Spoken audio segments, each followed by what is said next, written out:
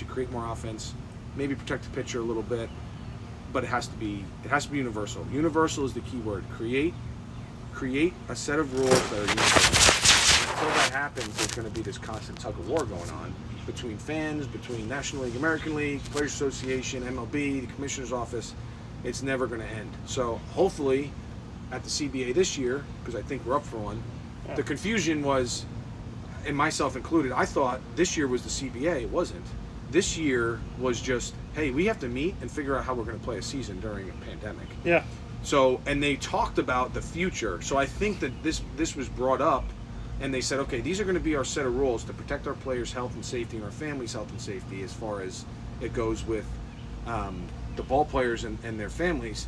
But that was a separate thing. That was a world pandemic meeting. It wasn't the actual collective bargaining agreement where we're going to break everything down. So that's coming up, I think, this winter or this spring, or next spring, I should say. And they're going to figure it out. Now, I think we're going to universal DH, and I'm for, like I said, I'm for same rules. Yeah. The three-point line is in the same place on every 32, I think, basketball teams, right? 32 NBA teams? 30. There are 30. Yeah. I don't know why I thought 32. Yeah, no, the biggest league is the NFL with 32, and then MLS, believe it or not, has risen, and so they're touching 30. Okay. And so they're going right there. MLB's 30, NHL's 30, NBA's 30, but the NFL, which could expand again at some point, is in a place right now where they're the biggest. Total side note, I took a little nap when the MLS was at 12 teams. I woke up and it was 20-something, and now I think it's 28. It's unbelievable. And like every year, a couple years, it's like they had 3, they had 1, they had this, they had that. There's teams that have 2. I mean, or there are cities that have 2. I mean, there's the New York Red Bulls and there's the New York FC. Right. There's the LA Galaxy, and then, LA added, I think, the FC as well. And then, I mean, you think about just how quickly, if you went on the website, the logos were like spaced out. Now it's like they're all crammed together. It went from like 12 to 23, which felt to me like a burp. Right. It was like I was talking to you. We went to commercial break. We came back. There's 23. That's unbelievable. It's crazy, and we're talking about expansion here for a minute. Yeah. I as a baseball fan through and through, I would love to see. I think nothing needs to happen. The game is great, and I think that's where the NL fans are like, you changed our game. For the longest time ever, in the days of Babe Ruth would pitch and hit for himself. The pitcher would hit for himself, whether he was really good or really bad. That's just the game. You write nine names on a list. The pitcher in the number 1 position in your lineup card is the same as number 7, 6, 5. You hit, you play both sides of the ball. But I think the league needs to get to universal rules, whether it's pitchers hitting or DH. I said my opinion is the DH should be in there. Yeah. For all 30 teams, and I would love to see them do what the NFL did, is get 2 expansion teams, but 1 the NL, 1 the AL, and now you have 4 divisions of 4 teams, and I just think round numbers work in sports. I would love to see, okay, like I said in the NFL, you split conferences, you have 4 divisions with 4 teams within each conference, and then you work your playoff system up. This whole wild card thing, again, I'm kind of getting off on a tangent, but it all ties in together. It's all about revenue. Do you like what baseball is doing with the do you like the addition of, like, instead of just having a true wild card team, bringing in another one? Do you like the way that they've changed things the last couple years? I hate the wild card game. Okay. I hate it. This isn't the NFL. Well, a game should not be a baseball game, and I'm not a baseball game. Would you be for it if it was a series? Yeah, absolutely. Okay. I'm for expanding the playoffs. Now, I don't want it to be ridiculous. Now, here's the thing: like in hockey and basketball, there's like 2 days off in between, so you have like 3 months of playoffs. I'm exaggerating, but it just goes on forever. Yeah. Season ends in like March, and now you're playing the NBA Finals. You have June. Essentially like 2 months. Yeah. Yeah, and I think that would hurt baseball if you really stretched it out, but you can't stretch it anymore. You can, right. It ends in November. It used to end around my birthday was the latest, October 21st. If it now ends in November, and then spring training's in February, so you only don't have baseball in December and January. Right. If they expand it any farther, you might as well just play 12 months of baseball. Here, I'll throw this one at you if you don't mind. Yeah. What do you got on? Because this is old school. What if you you expanded the playoffs and cut it back to the traditional or old school 154 games? I'm fine with that. If you cut a full I week think of 162 baseball, is way too much. so basically what you're doing is you're cutting a week of regular season play out, and you're Yeah. adding a week of postseason baseball. Now that ends the season for like 20 teams, right? You know, and now you might be an Which Arizona they're going to Diamondback fight in fan. the collective bargaining agreement, Of course. because fans, because teams that are not good are going to say, Right. "Listen, I need those openings. I need to those open my home games. ballpark. Yeah. I need that beer money and that hot dog money. Yeah, to they're survive. gonna talk about concessions Right. and just ticketing. They're gonna talk about turnstiles. Right. So the owners are gonna fight you there. And the thing is, things shift. Yes. You know, like some teams are typically good, like the Yankees, Mm-hmm. but the Diamondbacks, it's you know, every 5 to 10 years, hey, we have a good team. Right. So they need every penny that Yes. comes through. But then I the get other that. argument back to them is, Put a better product on the field. yeah, is anybody Yeah. buying? You know Make what I the mean? Like playoffs. they don't want to Yeah. come. So that's and there's the argument too with the Tampa Bay Rays. They were the first team to advance to the postseason years back when I was covering them. I got to experience the champagne beer shower. Yeah. I got to actually be in the clubhouse That's for it. awesome. That's special, right? Yeah, and I'll talk about that later on. Remind me. Okay. But I got to experience that. But the point is, when they made the playoffs, like at least a week before anybody else, they clinched 1st of NLAL. Everybody, Yeah. they clinch. They want to pack the last couple games of the regular season. They tell 12,000 tickets. They tell you and me, and Yeah. 11,998 of our Yeah. friends. They say, go online to the Tampa Bay website, click on free ticket, and print out your ticket and come to the game. They had 12,000 tickets because they wanted to pack Tropicana Field. After they clinched, people didn't print out their free ticket and come. That's unbelievable. Of a team that made the playoffs. Yeah. So you know what I mean? It's like, so there's all these Yeah. arguments that can come in, but I'll tell you that I am all for taking some games away from the regular season. Like, okay, the NFL just did it this year. We're going to play 17 games in 18 weeks instead of 16 games in 17 weeks. We're going to have a longer regular season, but we're taking a preseason game Right. away. Now, the argument is who plays in the preseason. Second, third, fourth, fifth, sixth, seventh, eighth, ninth, 10th strings. Right. Guys that are your fifth string running back that are trying to become your kick returner. Right. A guy that's trying to work on special teams that's your fourth linebacker. Right. Now you're killing the guys that are already 1 foot out the door. Right. They're trying to get that foot in, dip that pinky toe in, Sure. and now you're taking almost 2 feet out. Yeah. That's the argument. But the positive for fans is like that game doesn't matter. Right. So there's two sides to every story in that case. And then in this case, looking at 162 to 154, you take away 8 games of base. I'm fine with that. Mm-hmm. But like you said, more than half the league is going to go, how are you going to pay me? Like, what if you're a team that sucks, but you Right. pack your arena? Right. The Kansas City Chiefs in football, before they got a new stadium, went 2-14. They got a new stadium as a 2-14 team because that crappy team filled the seats of Arrowhead.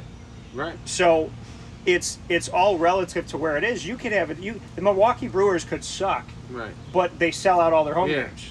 So they're going to say to you, no. The Yeah. Diamondbacks will go, oh crap, we suck in, just turning the lights on in our Right, stadium's yeah. killing us. Right. So, but from my perspective of the game as a broadcaster and as an analyst, we don't need 162 games. Right.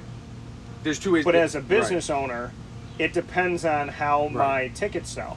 There's so many ways to look at it. Yeah, if I'm a Are you- business, I'm right. looking at when I turn the lights on and I open the turnstiles up, is that good or bad? Right. Normally it's good to get anything, but at what point am I surviving or failing? But then if you're a team that's really failing, then you say, well, why don't you just Right. leave the city? So that's another argument. Yes.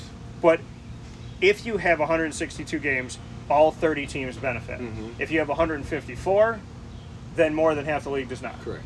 That's going to be the argument. Yes, it is. But as a fan, Right. go to the playoffs. More playoff games. Yeah, why not? And especially guys like us that Diamondbacks aren't in. Let's just say Diamondbacks don't make the postseason. I say the Yankees don't make the postseason. You still watching Major League Baseball in the Yeah. postseason? Why not? Absolutely.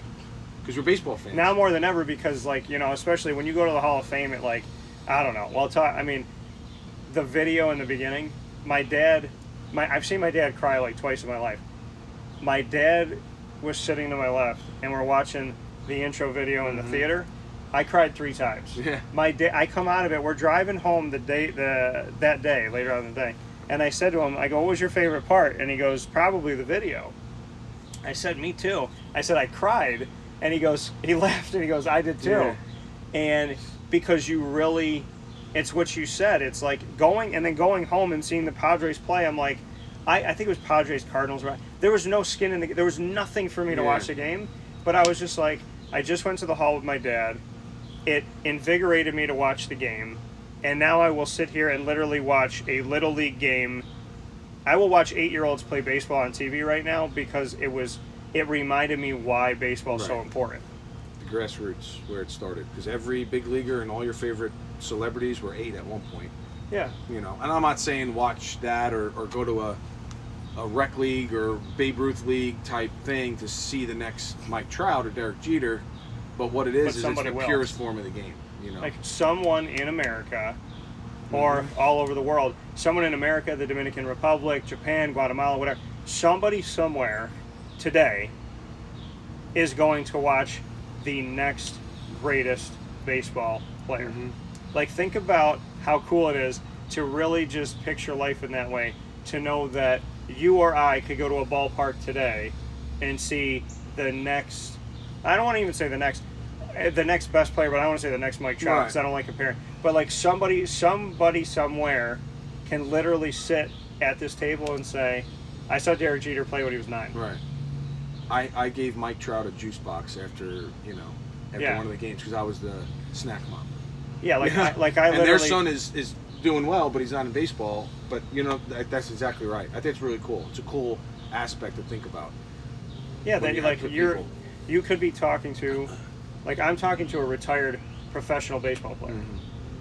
At any level that you did anything, I have the tremendous respect for you because you fought for your dreams, you went after them, you achieved so much of the. I mean, you played pro ball, and I, right now, picking up a bat, would need to practice for 70 days in a row to hope to God to even hit a 60-mile-an-hour pitch.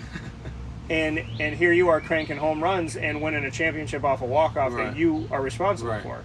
So in the world of the grand scheme of things, people that are thinking Yankees are bust, yeah, that's great.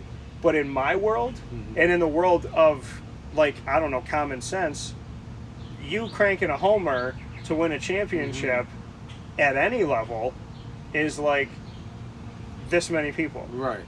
So, you know what I mean? It's like the Steve Marino story should be that you achieved the unimaginable, the unthinkable, the impossible. But you might think, like, when you're a kid, I want to play for the Yankees, I want to do this and that. But to most of us, what you achieved is impossible. Right. You know what I mean? I appreciate those words greatly. And I think a lot of the message yesterday and certainly today is that it was a dream come true. It wasn't the dream that I had. I thought it was one way or the other, meaning I thought it was, like you said, Yankees or bust or Major League Baseball or bust. But it turned out, reflecting back, that it was still a really special career. And like I said, the relationships and the cool things like the homers and all this stuff and the memories. For me, that's all I have. I could still sit here and think about, okay, what's it like to step in the box and hear your name announced at Yankee Stadium and get a hit? I'll never know. But I got pretty close, and there's nothing wrong with that. And I encourage other people to get as close as they can. And whatever your closest is, whether it's high school or college, they're gonna have these same stories. Or a workout. Yeah. So many guys don't make it, like so many men and women don't make it pro, but they worked out for the Buffalo Bills, they worked out for the New York Mets, they worked out for the Anaheim Ducks, they worked out for the Utah Jazz. I know the players that were in Summer League for the NBA. Right. I know the guys that are trying to come up and make it. I know the countless Syracuse players that have gotten 3, 4, 5, 7, 1 workout, and it just didn't pan out. Or maybe it didn't at first, but it panned out 2 years later. I am friends with numerous people who call me up and say, I didn't make it in year 1, 2, or 3, but I got to work out with the Bills tomorrow. And to me, I'm like, some people might think that's nothing. I'm never going to have a workout with the Buffalo Bills. The Yankees are never going to call me and say, we want you to come in and see if you can, I don't know, play second base for us behind. I mean, I've never, like, when I got the phone call from a D3 coach saying, I know you can shoot, I was like, from who? I played CYO ball. I didn't play at my high school. I played CYO. We were good, but I was like the second to last on the team in playing time. And he was like, I know you can shoot. And I said, who told you? He said, I got eyes and ears everywhere. Mm-hmm. And I just remember that call going, is this a joke? And he's like, no, I'm serious. And I kept that like to myself for the longest time, and I didn't play. Like, I ended up broadcasting. I came off a really bad coach, and I was like very bitter to, if I try out for this team in D3, I don't want to do it now. I was really mad. And then I ended up broadcasting, and look at my life.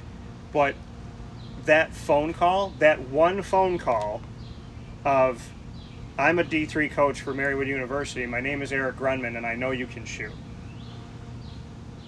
Like, that's the greatest feeling in the world, and we applaud the D1s and we applaud the people that make it. Right. But the NBA has 60 picks, and there's D1, D2, D3, JUCO, and overseas, and guys that are veterans trying to get back in. Right. You have thousands of, you could have 10,000 guys for 60 spots. Right. 750 players when everybody's trying to make it. Right. You know, the NFL, what is it, like 1,500 or something? Yeah. And then like practice squads and whatnot. There are so many people that are good, even some of them that are great, that are still not going to get the job. Right.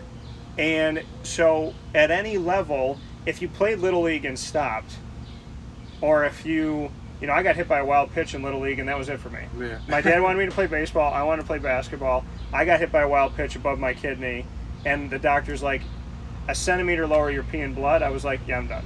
Yeah. So, and I wanted to pitch. Mm-hmm. And I didn't have a coach I didn't have anybody like training me to pitch. Right. And I mean, yeah, my dad could have and this and that, but I never really, like, I told the coach I wanted to pitch. He let a lot of people like try it out, and I was little, and I was like, you know, train me. Like, if I suck, I suck, but like, just train me and see what I could do. And I never got trained in the mechanics of anything. Mm-hmm. So to me, it was like one of those things that I really loved, but that I wanted to try. But when I look back on it, the point I'm making is, if you try it and you give it your best shot and you get to a place, wherever that place is, the Frontier League, whatever it is, when you get there, you have to turn around, and I challenge you, Steve, to do this, and look behind you and see that, yes, the road forward a little bit farther to the Yankees is so minuscule, but when you turn around and you look from the minors to the rest of the world, from the Frontier League to the rest of the world, there are tens of thousands of people that will never have gotten to the point that you got to. So you can't take anything away from your dream, because so many people are trying for so few spots, and behind the Yankees is, you're behind the Yankees, but 100,000 people are behind you. Right. That's a really good way to look at it. You know what I mean? Yeah. And I think if people looked at life that way, you would really, you know, carry some more pride and appreciation for your work. Right. And no matter what level you're at, every day could be something special. And make it as far as your talents will allow. There's people that love the game just as much as me. Maybe they aren't as talented. Maybe they stopped in high school. Good. You made it as far as you could before either another person, a scout, a coach, or the game itself. The game, I always tell kids that I coach, the baseball and the game of baseball, that's your best guide. Look around you. If you're going to workouts or you're on your high school team, look in the mirror. Look at everybody. Where do I rank? You know, size people up. There's nothing wrong with that. Not in your own head. You don't do it publicly or go to grade somebody. I'm better than you, but I'm not as good as you. It's more, put yourself in those shoes, and you'll get as far as you can if you have the right mindset and if you're committed. You know, the story of your buddy that year 1, 2, 3, now he's in year 5, he's getting to work out with the Bills. Years 1, 2, 3, and 4 must have been pretty rough. I mean, you know what I'm saying? Yeah. But he kept going. He still chases his dream, and eventually whether he makes it, whether it goes well, whatever, that's not the point. The point is the perseverance and the determination to keep going, keep moving. That's really important. And my thing is, he's already made it. If after all this hard work, you know, and all these blood, sweat, and tears, that he got a call. Right. I'm like, dude, you got a call. Yeah. And the thing is, sometimes and I've seen this, you know, and I've really believed this before. I've had guys that I'm friends with in the world of sports, many of them, where they're a really good running back, and the team works him out, and the only team that worked him out in the NFL isn't looking for a running back. They thought they were. They brought in a vet. The guy's really good, but they need to go get a linebacker for that 53rd spot on the roster. So they literally have the conversation of, if you got here 3 weeks ago, you'd be on the team, but we need a linebacker. Right. And there's nothing wrong with the player. Yeah. So we'll get back to the DH in a second right after this fast break on Wake Up Call with Dan Tortora. So stick with us right here where sports truly meets life.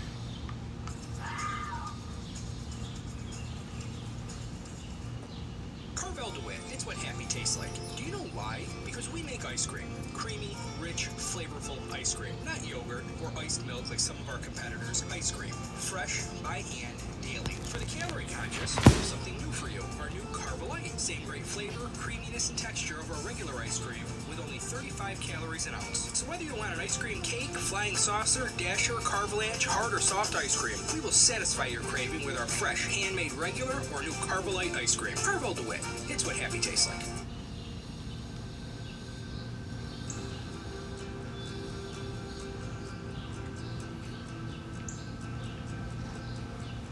Cafe Cabal offers same-day local delivery of our products, offering no delivery charge for Onondaga County.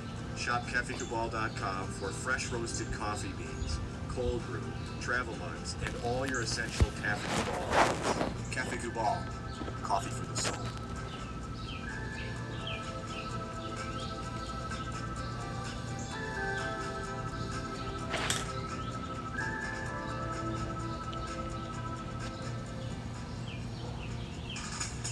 Wildcat Sports Pub in Camillus, New York is located on 3680 Milton Avenue in the Home Depot Plaza. It is your family-friendly sports bar and restaurant. Folks, some sports bars aren't family-friendly. Some family-friendly restaurants are not sports bars. The Wildcat Sports Pub in Camillus, New York is proud to be both. It is that marriage that you've been looking for years. The Wildcat Sports Pub is your home base for your sports bar and restaurant needs, games for the kids, indoor and outdoor activities, and enough things on the menu to come back every single week and get to try something new. They're open Sundays from noon to 8 p.m., Monday through Wednesday, 11 a.m. to 11 p.m., and Thursday through Saturday from 11 a.m. to midnight. For reservations and party information, call 315-487-2222 for the Wildcat family-friendly sports pub and restaurant.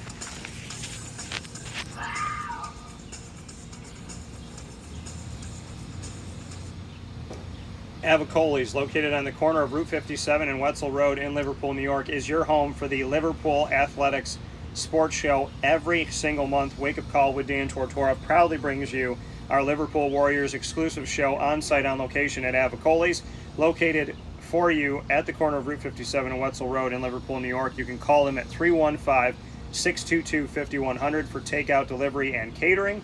And of course, you can get in touch with them at myavicolis.com. And make sure that you stay close to our social media to find out exactly when we're going to be there next with Liverpool Athletics, with the pizza side as well as fine dining, the bar, and the outdoor dining, 4 restaurants in one, located right in the heart of our Liverpool community. Canine Campground Dog Boarding and Canine Camp Dog Daycare are your home for your furry-loving friend for long and short-term care. Whether you're working on the house, going out of town, maybe you're at the hospital, about to have a new baby, whatever it may be, someone has to take care of your other baby, and let Canine Campground Dog Boarding and Canine Camp Dog Daycare be the people to do that, who treat your dog as a member of the family. And before your dog can even come into their locations, you have to go through a questionnaire to make sure that the dog is going to play well with others and has a good temperament. So it's not only you making sure that your dog's okay and how they are and making sure they're fed and everything, but also knowing that the dogs around them, that they're in a healthy and good environment. So Canine Camp Dog Daycare and Canine Campground Dog Boarding take it very seriously, and I appreciate them for that very much so. PB&J's Lunchbox, located on 663 Old Liverpool Road in Liverpool, New York, is now the brick and mortar location for you for the food truck you've been following all over Central and Upstate New York. You'll still see them at numerous events all over the community, and now you get to go to them. So when you're craving that grilled peanut butter and jelly, or a Philly cheesesteak pita, or their corn chowder, or their homemade brownies, or whatever it may be, you can go right over to 663 Old Liverpool Road in Liverpool, New York, and have your cravings met by the traveling car that makes you feel like you're at the New York State Fair all the time. Victory Sports Medicine and Orthopedics, a place that I've trusted for almost a decade of my life. When it came to my injury and getting myself back healthy, I went to Victory and was met by doctors, nurse practitioners, and a staff that listens to how you feel, listens to what you need, and listens to what's going on with your body. They don't simply tell you doctor jargon. They talk to you about what your injury is, why they are saying to do certain things, what they think the remedies are, and they don't just work in surgery, but they also work in all types of rehab and, of course, physical therapy and preventative care. They would rather you not be injured and never have to come in there for an injury later down the road than to have surgery. So, of course, they do all those things, but they would rather you be healthy from the jump. And that shows the good people that they are and how they truly care about every single person that walks through the door. I can't say enough about Victory Sports Medicine and Orthopedics, but thankfully, Monday through Friday, I get to find something new to say every day. 315-685-7544 to make your appointment today. With that being stated, here on Wake Up Call with Dan Tortora, where sports truly meets that thing called life, very happy to be here hanging out with Mr. Marino here, Steve Marino, joining us on a very special two-part series this week called When Dan Meets Marino. Dan Tortora, Steve Marino, a little play on my favorite quarterback growing up. So When Dan Meets Marino, Volume 2 is here with you today. You can check out Volume 1 on Facebook.com/WakeUpCallDT, YouTube.com/WakeUpCallDT, and on Instagram at WakeUpCall_DT, where you'll be able to find pieces of this show as well. To get back to the overall argument about the DH, a couple points to make before we, a bit ado to Volume 2, so to speak. Let's go back to the concrete points and positioning and why you are for the universal DH to kind of sum it all up, and then I'll give my thoughts. So, what the DH brings is another position, another skill, because if you focus, the pitcher's there to pitch, DH is there to hit. You basically just split a defender and a regular position player, the other 8 players on the field, and split them in half. I totally understand why purists and old school National League fans feel that it's 9 players, and if the catcher could play defense and hit, why can't, or the first baseman, you could name the other 8 positions, why can't the pitcher play defense and hit? But what I think in today's game and the trend, as we've talked about for the last couple of days here, as the game and the world evolves, skilled positional training and position-specific training and mindsets have just taken over the game.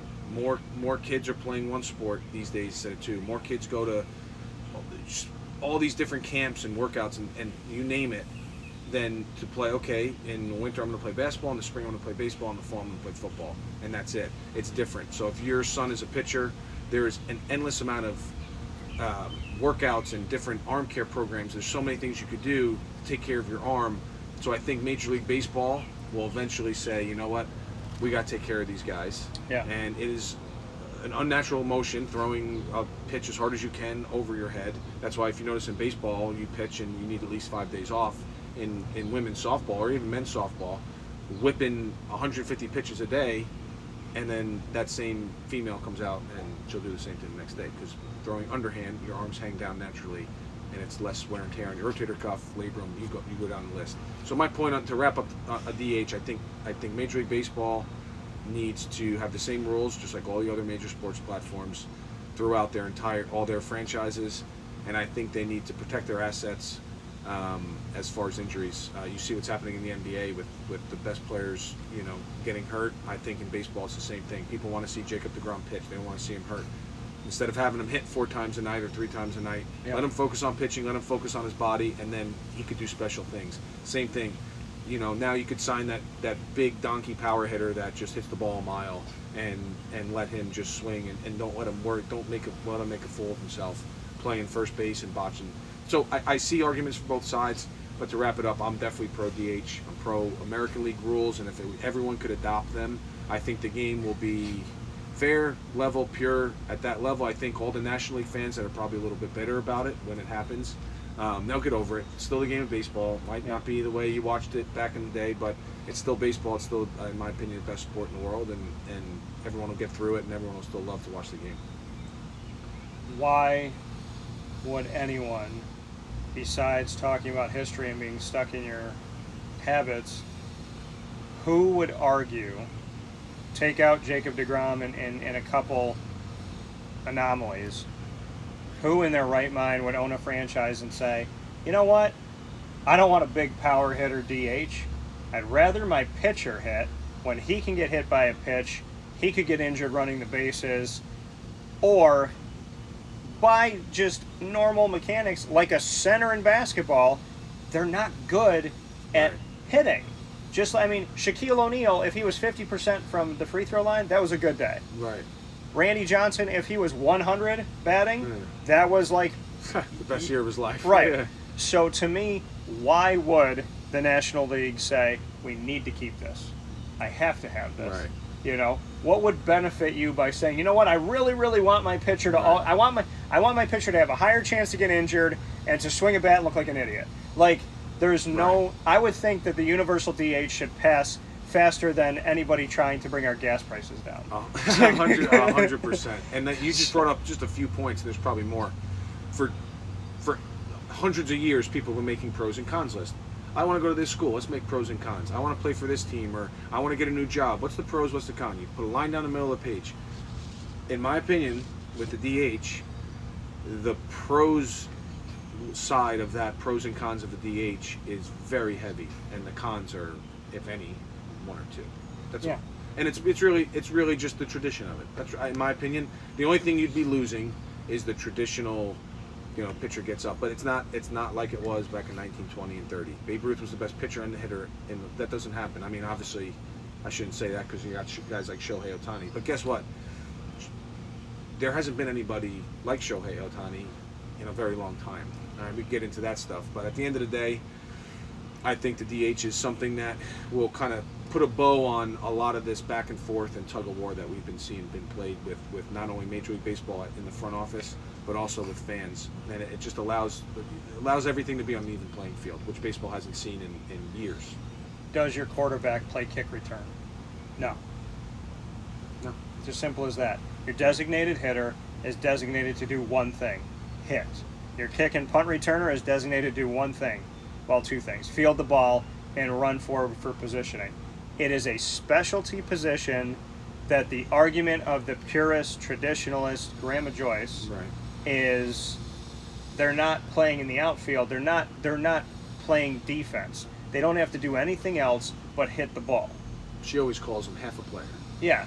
It's a funny way of looking at it. Is she right? I guess. Yeah. But, your job is like everybody else is out there killing themselves doing this, and you just got to come up with your big old guns and crank it. That's all you have to do. But at the same time, like, it's kind of like your ace in the hole if you got the right guy. Right. It's like when the Avengers, when they say, when they're talking about, when they're going up against Loki, and he's like, I have this, that, whatever, and they say, yeah, and we have a Hulk. Right. Yeah. Like, that's your Hulk. Right. Your guy that's coming up there, if you're at the right part of the rotation and you're at the bottom of the ninth and it's 2 outs and you need 2 runs to come in and you got bases loaded and here comes big man Tank, you know what I mean? Like, then you can't walk him. Right. So I think, to me, pitcher's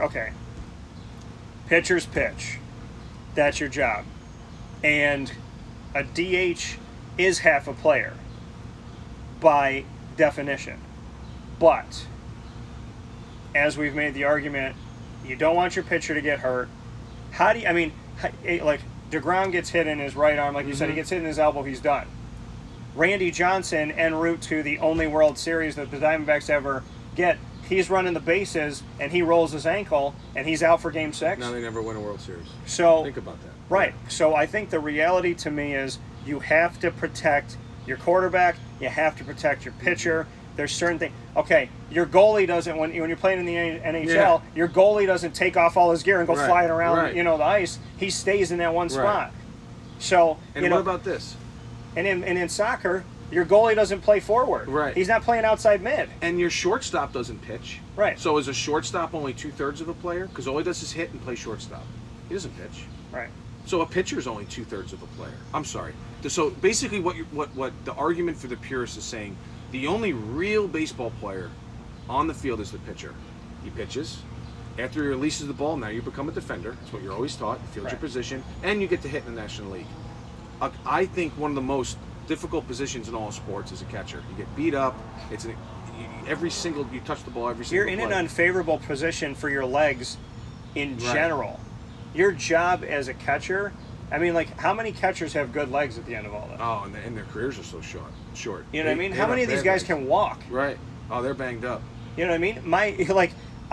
They're not kneeling on a pillow from heaven. Right. You know what I mean? Oh, It's yeah. like, as a catcher, your job is to squat and literally put stress on your body for for hours. Yeah, 3 hours a day, pretty much. And are they less? Are they right? Are they less? They're of not value fielding. Exactly. They're in foul territory, but they're very close, if not the same amount of importance as the pitcher. And a lot of major league pitchers, a lot of pitchers would say that, and a lot of coaches would say that. So my point is, I think once you dance around all of that, and once you start having the purist talks and all that stuff, at the end of the day, and baseball allows it to happen. The game comes to a halt. In basketball, it's fluid. Miss shot, ball rims out, rebound, boom, you're instantly on defense. The clock doesn't stop. In football, like you said, Tom Brady's not going out and playing quarterback or strong safety. He's just not doing it. The clock stops. He runs off the field. He gets his jacket. He gets his water. He takes his helmet off, and he gets whatever. I mean, there might be guys massaging people in a couple of years in the NFL. It's getting to that point. You got to take care of your show pony. That's it. Carmelo Anthony comes off the court in the third quarter at a Raptors game that I'm at, and he's playing for the Knicks, and all they're doing is rubbing his hamstrings. He came off for them to just give him a little massage. Yeah. You're ready to go. Yeah. But baseball has, with innings, half innings, with the game being 3 outs, there's no clock. That's the beautiful thing about the sport that everyone that's a baseball fan loves. You have the ability to go in. You have the ability to make this work. Is my point. I think the best way to make it work is with the DH. It's not like you don't see a center fielder make the last out and whip out his batting gloves and he's got a helmet waiting for him in center field, and now you all of a sudden a pitch is being thrown at him. Like, my point is, there's a time to change. Let your pitcher go out there, focus on doing what. Because listen, at the end of the day, I don't care what anyone says. If you think Jacob deGrom, and I'm using Jacob deGrom because I think it's a unanimous decision, that guy's the best pitcher on the planet. If you think Jacob deGrom spends more than 10 to 15 minutes a week, maybe twice a week, on hitting, you're crazy. That guy is taking care of his body, he's doing his arm care, he's throwing his flat grounds, he's throwing his bullpens, he's getting ready to pitch. He is never, ever spending more than 1% of his energy on his offense. I'm not saying he doesn't take BP on a daisy pitches. I'm not saying he doesn't work on bunting and move a guy over. And I'm talking about the best hitting pitcher. Take away Ohtani. Ohtani's, in my opinion, in a different bracket. He was brought over from overseas, rightfully, to do both. But I'm talking about a guy who is signed to pitch, does not spend time working on hitting because that's not his craft. Guys like Francisco Lindor, Fernando Tatis Jr., Ronald Acuna Jr., all these guys at the Mike Trouts of the world, they hit, they play defense. It's fluid. Pitching is a different skill. It's one of the most unique things you can do in sports. And I think it should be, babied isn't the right word, but it should be treasured and protected. Right. And I think we're going to get there pretty soon with the university. And I don't even want, not even in the game, I don't want my show pony pitcher taking batting practice and get hit by the machine. Right. Like, Did you see the Max Scherzer thing? Max Scherzer last year was bunting, and these guys throwing him, and he bunts it. His bat was at the wrong angle, smashed his face, and he had he broke his nose, I think, huge black eye on the day he pitches. Yeah. Now, the guy's a bulldog, went out there and pitched. Right. But what if that hits him in the wrong? I mean, that could have been really bad. Yeah. You want that to one of the best pitchers in the game, guy who's a $100 million player? Absolutely not. You don't want to take that risk. Yeah. So, it's just. I think it's a conversation that's going to be had for years and years to come, no matter what the ruling is going to be. But I think it, like you said, it's really hard to come up with an argument as to why pitchers should. I really want my worst hitter to hit. Right. I really want the guy that I have the most money invested at the highest risk of injury. Yeah. Who says that? I want to have the guy that is in my rotation that is on this tiny, tiny, tiny spinning rock in the planet. I need one of the few people I trust to pitch in the game to go out there and put his body on the line in a way that's unnecessary, and he's not good at it, and he doesn't take as much batting practice as everybody else because it's not his main job. Like it's like saying, you know what? I think the guy that should go out there and drive in NASCAR is the guy who hasn't gone around the laps, doesn't know what he's doing, and you know what? He's not even really a driver. Right. I just got him from Chick-fil-A and thought, why not? Yeah. Why not drive? And he only drives on the day of the event. He Yeah. never drives. He has a chauffeur that takes him everywhere else. The only time Yeah. he steps behind the wheel is when he drives. He's in a limo all the time, but I just thought to myself, why not take him out of it and put him Yeah. at 190 miles an hour? Unbelievable analogies that are all hold true for the same thing. Right. Like, why don't I just be a jockey today? I've never been on a horse Right, yeah. outside of like twice in my life. Yeah. But you know what? I True. only got to do it twice. Right. Because if Randy Johnson can hit 1 out of every 1,000 balls thrown to him, I can stay on top of a horse. Right. Doesn't make sense. It doesn't. So, the universal DH is coming. Be ready for it. It is. Final pieces, Mets, Yankees household. Yes. We're going to split the Marinos up as follows because this is what they've chosen. Mm-hmm. Tony, Yankees. Steve, Yankees. Greg, Yankees. Christina, Yankees. Correct. Veronica, Mets. Janice, Mets. Teresa, Mets. Joyce, Mets. Sal, he doesn't care. Sal, money. Sal, money. Yeah. Dreams about choking, Yeah, talks about money. yeah, right. But, so, and I don't know where the Cats stand on any of this. The Cats might root for the Diamondbacks. We don't know. Yeah. Yeah, well, if a black cat crosses my path, That's true. Yeah, bad so, shape. but what I heard was, in the divide of the household, in the divide of this, in this world that we live in, of Yankees and Mets for the Marinos, Teresa, I heard, was migrated. That she was potentially a Yankee, and as she was around 14 or so, your dad said she Yeah. migrated to the Mets. So, I'll get corrected on this for those listening that know this story. But Teresa's favorite fruit has been strawberries. Strawberries, yeah. Yeah. I She always loves have them in my strawberries. house, Oh, yeah. strawberry. Then they're great. Well, who could blame her? So as a kid, you're into colors and you're into names and little things. You don't know anything really about sports. Oh, the Yankees are who my dad told me to root for, so I'm going to root for them. Darryl Strawberry played for both the Mets and the Yankees, but when we were growing up as kids in the 90s, 98, 99, Teresa was probably 5 or 6 at that time. I was 8, whatever. Yeah. Darryl Strawberry was on the Yankees. This was at the end of his career, and the Yankees won a World Series. So why not root for the guy with the last name of your favorite fruit? Yeah. And that's why it was a premature, childish thing to root for, which is great. But then once she became like, wait a second, okay, now that Darryl Strawberry retired. Yeah. I don't know if the fact that his best years were as a Met made that happen, but I remember Teresa liking strawberries, Darryl Strawberry. She's a Yankee fan, and then maybe I'll drift to the other side because that's really my rooting passion.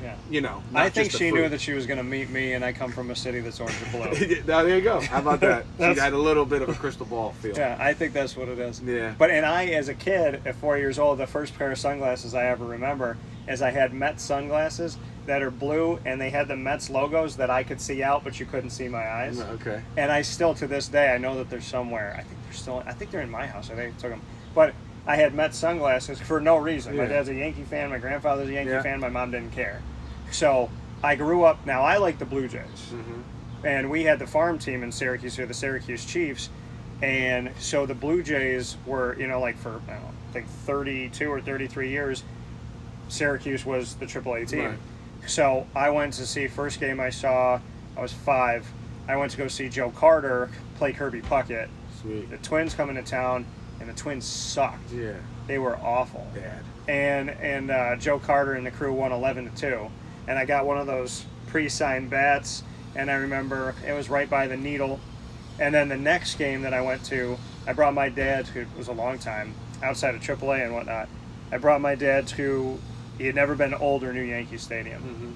And for his birthday or Father's Day, I think it was his birthday, I brought him to Yankee Stadium, the new Yankee Stadium, to see, and I didn't do this on purpose, to see Mariano Rivera in his final season on Jackie Robinson Day. Wow, how cool is that? And we sat in the 4th level, dead center, because I wanted him to see the entire field. And I had this perfect shot that, like, when I took this, like, the shot of, like, not anything, just, like, taking a shot of exactly where I was sitting, it was a perfect picture of the baseball field and, like, the world out there. So I brought him to that game, and then I went to the Rogers Center, which is, you know, Sky Dome used to be there, the Rogers Center, and I went there to see my Diamondbacks live for the first time ever a few years ago, and they just so happened to suck, and the Blue Jays embarrassed them. Right. I think it was like 7-2 or something. Okay. All memories you'll never forget. Yeah, I'll never Awesome. forget them. Yeah. Seeing the Diamondbacks, wanting to believe that I didn't really see them because it doesn't count, and being okay that the Blue Jays beat them because they used to Yeah, be my right, favorite yeah. team, and then bringing my dad to see the Yankees, and flying over Citi Field so many times saying, Yeah. you know, I really want to go to a Mets game. Yeah. And then meeting Teresa and her being like, we should go to a Mets game. And then me There you being go. like, and she's like, oh, my mom and my grandma and Veronica go all the time. And it's weird to me to be in a situation in my life where, like, somebody that has that relationship with me actually cares enough about sports to, like, there's like the I care enough to go with you, Dan. Right. And, like, it's my idea that we go. Right. Which is unheard of in my Yeah, world. right, yeah. Or she's just like, I want to take you to a Yeah, Mets game. right. And That's I was really like, cool. well, I very much, when I fly over it, want to parachute out of the Delta Yeah, right, plane yeah, and go. and land on second base. Yeah. and as far as the split house, it's funny you bring this up. Thinking back, I mean, a small part of me, like, how cool would it be is if all those people, you just named like 8 baseball fans. I Yeah. think it's 4 and 4. Yeah. How cool would it be if we were all on the same side, one way or the other? Like, how different is my childhood? Where if, let's say, we were all Yankee fans, how cool would it be to celebrate Your all house those would be in World Series? pinstripes. It would be crazy. But I don't know. It's just a dream of what that would be like. Or the same as Met fans, we'd all be drowning in our misery, and, you know, having 2 championships in 60 whatever, and not having one since '86. And that's not a dig. It's just, hey, when, like, I grew up, your fandom and the people you root for are straight influences. Yeah. If, let's say, my dad was an avid New York Ranger fan, I'd be like a hockey guy. My entire life's different. It's all, when you're a baby, and you've seen now that we have some in the family, the people you surround yourself with, and literally they call it being raised because someone else raises you. Yeah. But until you could make a somewhat mature adult decision on what you want to do, like the Teresa story. Kid, Strawberry, Darryl Strawberry's Yankees. Boom. How simple is that? Yeah. Once she gets older and she's like, hey, now I could choose who I root for. I don't have to let it be because of a fruit or whatever. Yeah. You know, she changed, you know. Diamondbacks, Randy Johnson. That's all it was for me. That's it. Done. And now today, you still, you know what I'm saying? I want my own team. All Randy Johnson's going there. I want my own team. I like the logo and the picture that I really love. And I don't know what. I was just drawn to Randy Johnson. Yeah. And that's all it takes sometimes. So that the people that influence are either the people in your family, but growing up in a split household, did it create for some fun jab back and forth? And there's no question. But I think that you're Yankee fans inside your house. No, Greg seems pretty mellow. You, Greg, Christina, and your dad, Tony, all seem very mellow to the Mets, but your mom and Grandma Joyce are very adamant, screw the Yankees. There's one, you know the word, jealousy. Why would I hate a team that doesn't win? Well, That's why you I know, told her when the I Mets don't were care. playing the Diamondbacks, I go, this is the easiest series for you. I don't want to talk about it. I'm not watching Right, it. yeah. I'm literally not going to watch Right. it. I told her, I said, congratulations on Yeah. 6 wins this year, and I'm out. Yeah. But because I came in the house and I thought she was being sweet. Yeah. She looks around the corner. She goes, "Oh, hi, Dan." Yeah. And I was like, "Hi, Janice." And she goes, "Just so you know, I'm watching a game. Guess who I'm watching, and guess who's winning?" And I was like, "What? Why does that need to be said to me?" I was like, "There's 50 loss or whatever." If you're it is now. insecure about yourself, you have to tell people how good you are. Calling your mother insecure on live radio and video. Met fans in general. Okay. She's just one of them. You better watch it because chicken cutlets aren't No, going I to be know. made for Yeah, I'm you. not gonna get fed. I'm gonna go home hungry. But I love my family, and we could poke fun at sports all the time. But yes, there's definitely that little rivalry. I'm lucky and blessed to be. I tell my dad every year, at least once a year, thank you for making me a Yankee fan. Seriously, because I'm in a sports family. How miserable is it? And again, you love your team, and the Mets fans, and the Jets, the New York Jets fans, and everybody. Giants fans. Right, and the teams like the Giants have had some success, but like. Yeah. In Rangers New York, and Islanders, their success there. yeah, So that's good. And it's like, but in baseball, it's like, sure, the Mets have 2 championships, but to think about, like my grandma, is probably one of the biggest baseball fans that I know, if not the biggest, because she's been around and watched all. She watched the Brooklyn Dodgers play. Yeah. I really do feel bad that her team hasn't won a championship in 30-something years. That's a long time. You know, the last time they won, put it this way, what? So you were what? You were what? 85. 86. So I was born in One? 85. So I was one. I was one. I was just one. So all but 1 year of your life, every year that you've been on Earth, the Mets haven't won. Now they were. My point. And this isn't a bash to the New York Jets Mets. 0. They Zero. won Super Bowl 3. 69. That's it. But so I want to do this. I want to put this down. I don't think I have a piece of paper, but Okay. I want to just for fun. So I want you to rank them: Giants, Jets, Rangers, Islanders, Mets, Yankees. Let's do that. Okay. So, I mean, obviously you know your best, but who do you think is the best franchise represent? Well, and also the Buffalo Bills. Okay. The best franchise represented by New York State to the worst. Best to the worst. Best. We're just represented. Yeah. As far as fans go. Yeah, and then throw in the Brooklyn Nets and the Knicks. So we're doing Yeah. NBA, NHL, MLB, NFL, Okay.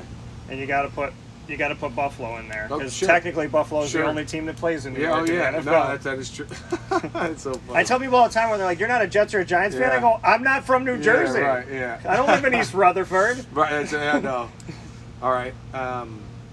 I feel like I don't want to go in the house after this. Yeah, we might just get in the car. Can and we just go yeah, right, around? go out through the gate.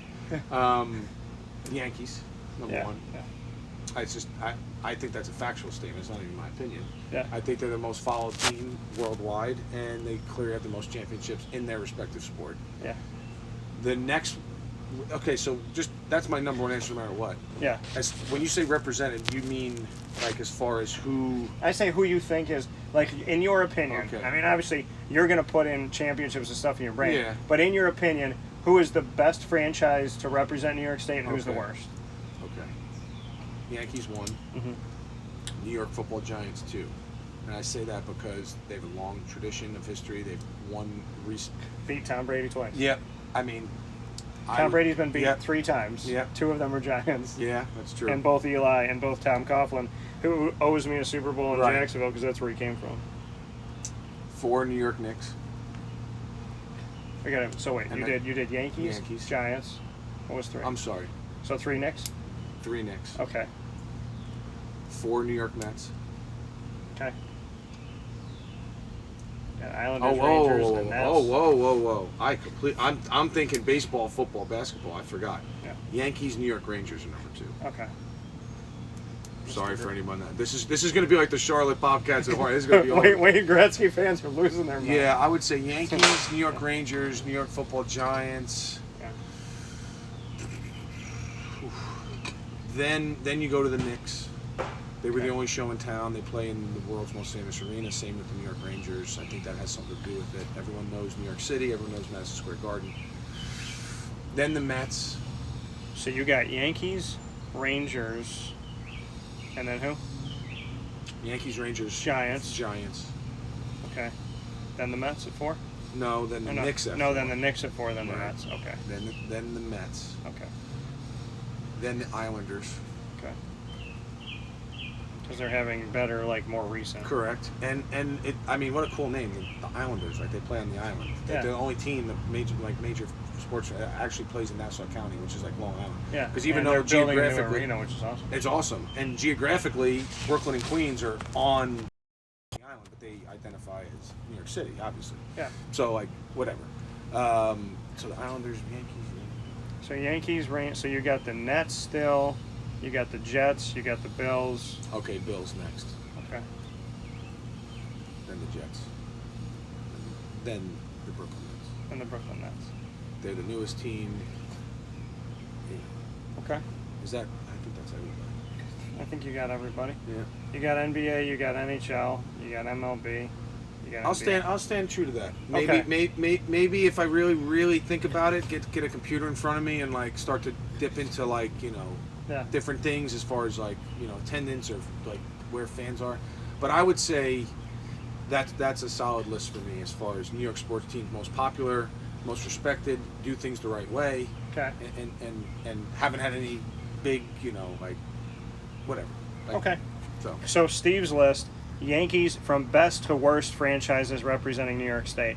Yankees 1, Rangers 2, Giants 3, Knicks 4, Mets 5, Islanders 6, Bills 7, Jets 8, Nets 9. My list. Oh, you did one. Yeah, I'm gonna do. Oh, nice. So mine's gonna be 1 Yankees, 2 Rangers. I'm gonna stay the same as you. So 1 Yankees, 2 Rangers, 3 Knicks, Okay. 4 Giants. So I'm gonna flip flop with you. Then I'm gonna say. All right.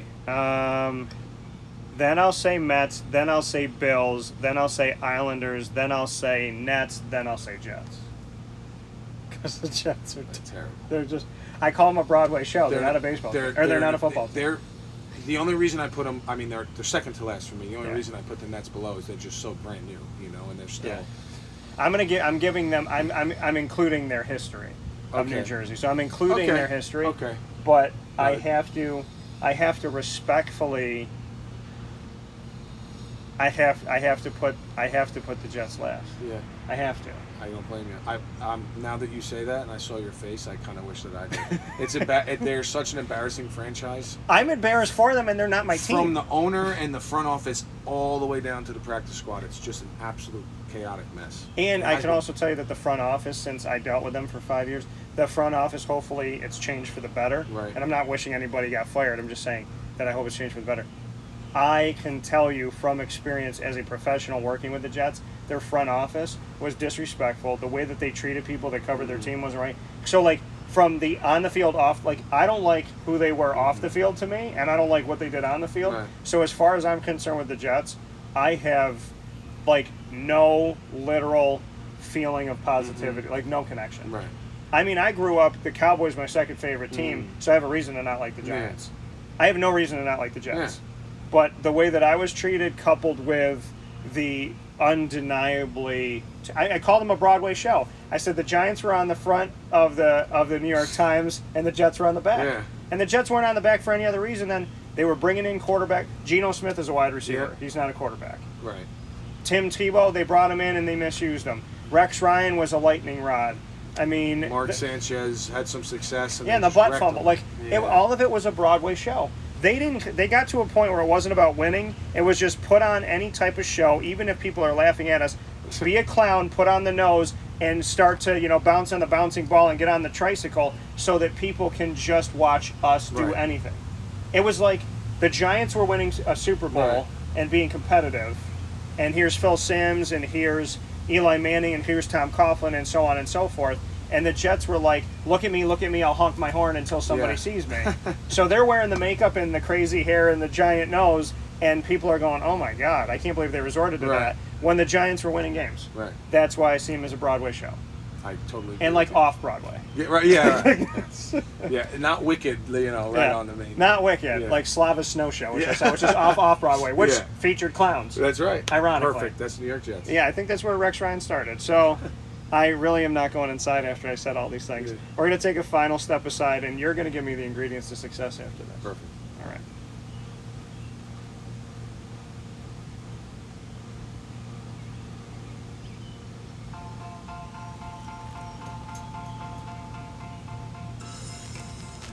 Cafe Cabal Mobile Cafe brings the cafe experience. We'll roll out to your neighborhood or office, ready to serve our locally crafted espresso bar to our loyal patrons. Inquire at cafecabal.com. Cafe Cabal.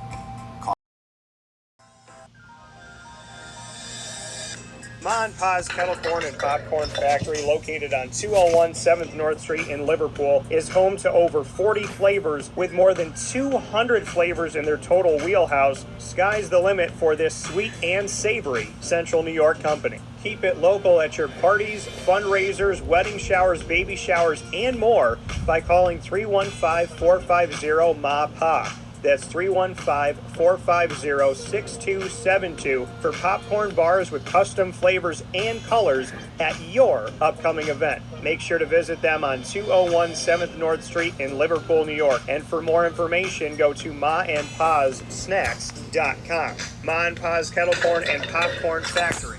How horny are you?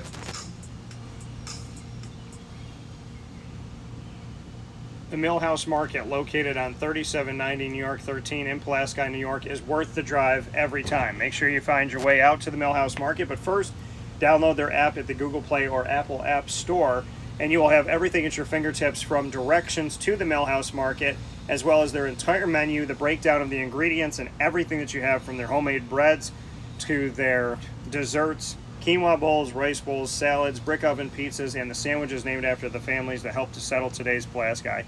Ingrained in our community and ingrained in our taste buds, there is nothing like the Millhouse Market. Open Tuesday through Sunday from 7 a.m. to 8 p.m. on Tuesday through Saturday, and Sunday from 7 a.m. to 3 p.m. With their general store, their indoor dining, and their pull-up drive-through where you don't have to get out and you have contactless pay on the app, the Millhouse Market makes it easy, keeps it simple, and the most difficult decision you will ever make at the Millhouse Market is deciding between your favorites, understanding that you can't eat all of them at the same time.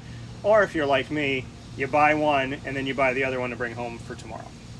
With that being said, we are in the backyard where it all began for Steve Marino. When Dan Meets Marino, the Play on Words Volume 2 is wrapping up today.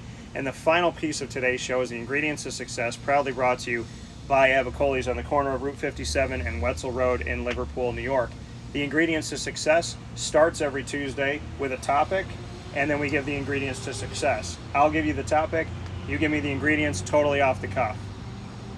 The topic you have to find the ingredients to success for is being a leader in today's world. You need what? One word, or can I? You can expand. You need to put others first. Okay. You have to be selfless.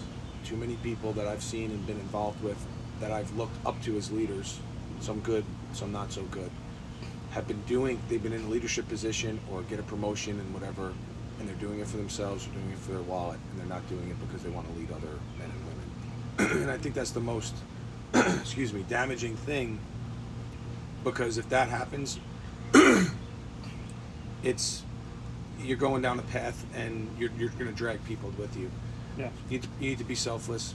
You need to be compassionate. You have to have empathy for other people. Everyone struggles in life in one way or another. Some financially, some emotionally, some spiritually. The list goes on struggles, and sometimes it changes. When you come across someone that needs help, help them. When you come across a person that's in need of pick-me-up or something like that, when someone needs to vent, listen. Yeah. And that really makes a good leader. Listening, not just telling them your story or saying, oh, this is what I would do. Listen and be empathetic, care about them, and just be as kind-hearted as you possibly can, because people are going to look up to you. If you're in a leadership position, whether it's a child all the way up to an adult, it could be someone older than you looking up to you, it doesn't matter. You need to have that compassion in your heart. Yeah. To be doing things for the right reasons. I think a lot of people, especially these days and the way the world is, people are out for themselves a lot, and it takes a special person to put others first. And I think that's the first step of being a leader. If you ever have somebody or a group of people underneath you, not derogatory, but look up to you, I'll say it that way, or if you're a coach or if you're a business owner and you have interns, whatever, people underneath you, you take care of them. And the first way to do that is to genuinely care, listen, and be there for them when they need you. That coming from Steve Marino, the Ingredients to Success, proudly brought to you by Avicoli's corner, Route 57 and Wetzel Road in Liverpool, New York. 315-622-5100 to get a hold of them for takeout, delivery, and catering. And you can go and see them and eat inside or outside. The pizza side, the fine dining, the outdoor dining, and the bar, all open Tuesday through Sunday for your enjoyment on the corner of Route 57 and Wetzel Road in Liverpool, New York. Tune in live to Wake Up Call with Dan Tortora on our normal schedule, Monday through Friday from 9 a.m. to 11 a.m. Eastern Time. You can watch on Facebook.com/WakeUpCallDT and Facebook.com/LiveNowDT. You can listen to MixLR.com/WakeUpCallDT and, of course, WakeUpCallDT.com, as well as on YouTube.com/WakeUpCallDT. And after the shows go live, they go into our archives that are worldwide, free to access by searching Wake Up Call with Dan Tortora, or one word, Wake Up Call DT, on MixLR, Spotify, Stitcher, TuneIn, iHeartRadio, iTunes, and Apple Podcasts, YouTube, and Podbean. Special thanks to all of our partners in Central and Upstate New York: Cafe Cubal, Carvel DeWitt, the Wildcat Sports Pub, Chick-fil-A Cicero and Chick-fil-A Clay, K9 Camp Dog Daycare, Avicoli's, Pizza Man, Honda City of Liverpool, the Millhouse Market, Canine Campground Dog Boarding, PB&J's Lunchbox, and Mon Pa's Kettle Corn and Popcorn Factory, as well as Victory Sports Medicine and Orthopedics. For now, this is Wake Up Call with Dan Tortora from the Travel Cafe Cabal Studios. Steve, it's been a pleasure to finally have myself meet Marino. When Dan meets Marino, 2 volumes, lots of discussion, and the only thing I think that Steve and I did is talk to you in little pockets about conversations we could probably spend the whole day on. No question. Yeah, it's been a privilege to be on your show. I had a lot of fun, and maybe we'll do it again. Who knows? Yeah, we definitely should do something else. But yeah, it's been my absolute pleasure to really be in your presence and to have a, you know, it's not, to me, it's not about a show, it's about spending time. Yep. And you said that yesterday that, you know, we recorded for 2 hours, we were just having a conversation. I genuinely respect you as a person, and I look forward to, you know, being a good friend of yours because you've made a great impression on me, and I really, I mean, I'm honored that you agreed to do this. Thank you. And I'm honored that you'd had me on the show, and it was a lot of fun, but it also, I think it hopefully meant a lot, and even if it touched one person, I think we were a success. So I'm looking forward to my future. I'm looking forward to being a fan of yours going forward, and I think good things and bright things are ahead for both of us. So it's been a lot of fun. When Dan meets Marino, now I have to go into this house after everything we just said.